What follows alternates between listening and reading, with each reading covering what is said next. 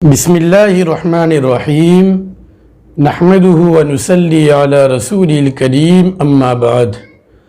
محترم و مکرم ناظرین و سامعین کرام، آج میں آپ کی خدمت میں ایک اہم مسئلہ لے کر حاضر ہوا ہوں کہ مرد و عورت کی نماز میں فرق کیا ہے۔ کیا جس طرح مرد حضرات نماز پڑھتے ہیں عورتیں اسی طرح نماز پڑھے گی یا ان میں کوئی فرق ہے؟ مکمل دلائل کے ساتھ انشاءاللہ میں بیان کروں گا۔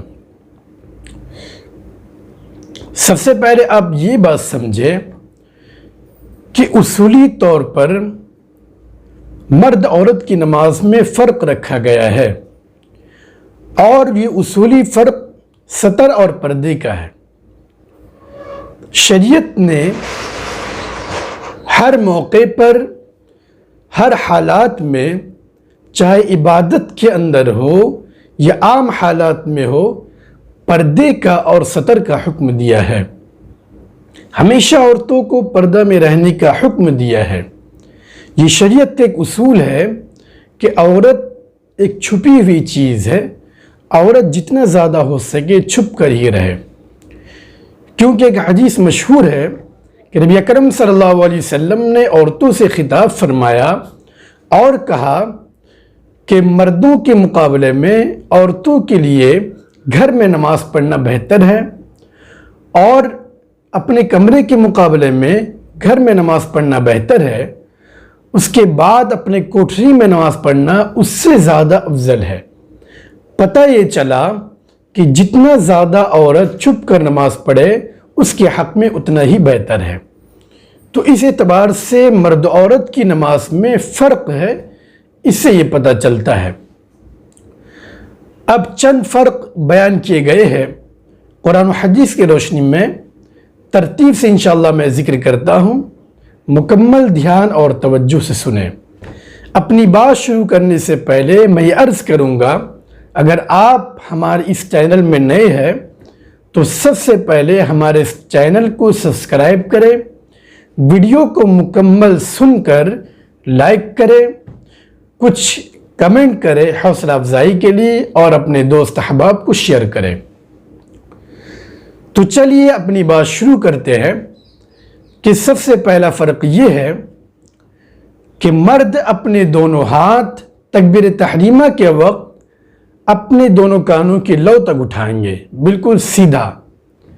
تکبیر تحریمہ کے وقت مرد اپنے دونوں ہاتھ اپنے کانوں کی لو تک اٹھائیں گے، لیکن عورتوں کے لیے مسئلہ نہیں ہے، بلکہ عورتیں اپنے کندھوں تک ہاتھ اٹھائے گی، کندھوں تک، ٹھیک ہے۔ ایک روایت میں ہے کہ سینے تک ہاتھ اٹھائے گی۔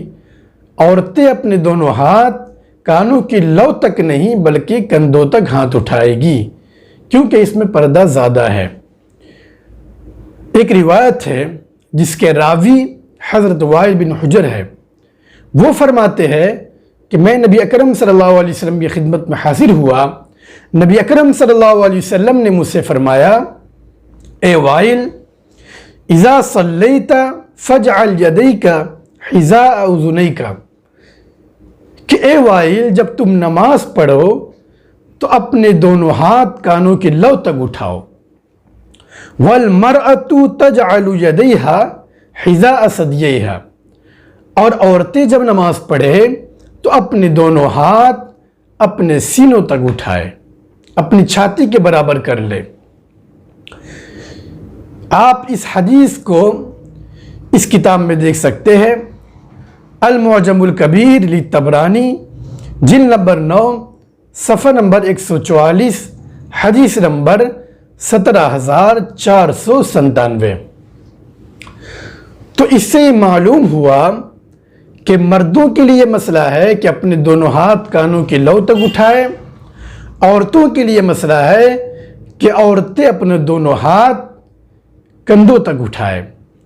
اب ایک سوال پیدا ہوتا ہے کہ ایک روایت میں یہ بھی آیا ہے کہ اپنے کندھوں تک ہاتھ اٹھائے، اور بعض روایتوں میں یہ بھی آیا ہے کہ اپنے سینے کے برابر کر لے۔ تو اس کا کیا جواب ہے؟ اس کا جواب یہ ہے کہ عورتیں جو اپنے ہاتھوں کو اٹھائے تو اپنی انگلیوں کو یہ کندھوں کے برابر کر لے، اپنی انگلیوں کو کندھوں کے برابر کر لے اور اپنی ہتھیلیوں کو یہ سینے کے برابر کر لے، تو اس اعتبار سے روایتوں میں تطبیق پیدا ہو جاتی ہے کہ کندھوں تک ہاتھ اٹھانا یہ بھی صحیح ہے اور سینے کے چھاتی کے برابر کر لینا یہ بھی صحیح ہے۔ دوسرا فرق علماء نے یہ بیان کیا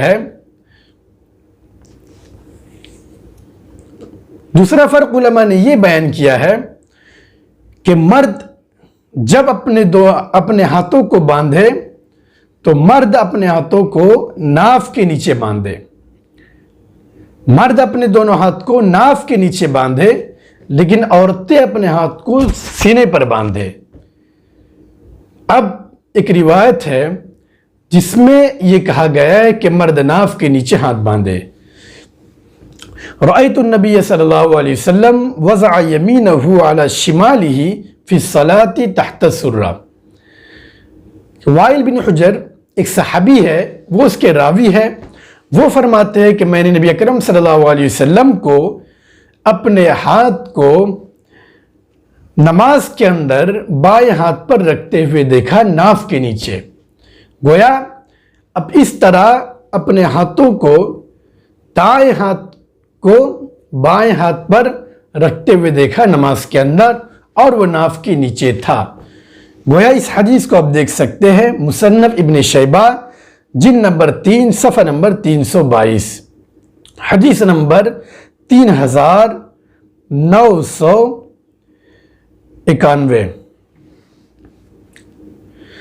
تو گویا پتہ یہ چلا کہ مرد اپنے ہاتھوں کو ناف کے نیچے باندھیں گے، لیکن عورتیں اپنے ہاتھ سینے پر باندھے گی۔ عورتوں کے حق میں یہ اجماع ہو چکا ہے کہ عورتیں اپنے ہاتھ سینے پر باندھے، کیونکہ اس کے حق میں پردہ زیادہ ہے، اور شریعت نے پردہ اور ستر کا ہر موقع پر حکم دیا ہے۔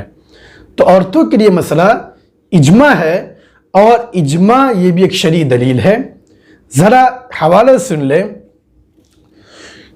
علامہ عبدالحی لکھنوی رحمۃ اللہ علیہ لکھتے ہیں وَأَمَّا فِي حَقِّ النِّسَاءِ فَاتَّفَقُوا عَلَىٰ أَنَّ السُّنَّةَ لَهُنَّ وَضْعُ الْيَدَيْنِ عَلَى الصَّدْرِ لِأَنَّهَا مَا أَسْتَرَ لَهَا، کہ عورتوں کے لیے ہاتھ باندھنے کے سلسلے میں تمام فقہا کا اس بات پر اتفاق ہو چکا ہے کہ ان کے لیے سنت یہی ہے کہ اپنے ہاتھوں کو سینے پر باندھے، کیونکہ اس میں زیادہ پردہ ہے۔ پتہ یہ چلا کہ عورتیں اپنے ہاتھوں کو ناف کے نیچے نہیں باندھے گی، بلکہ اپنے ہاتھوں کو سینے میں باندھے گی، تو اس میں زیادہ پردہ کا حکم دیا گیا ہے۔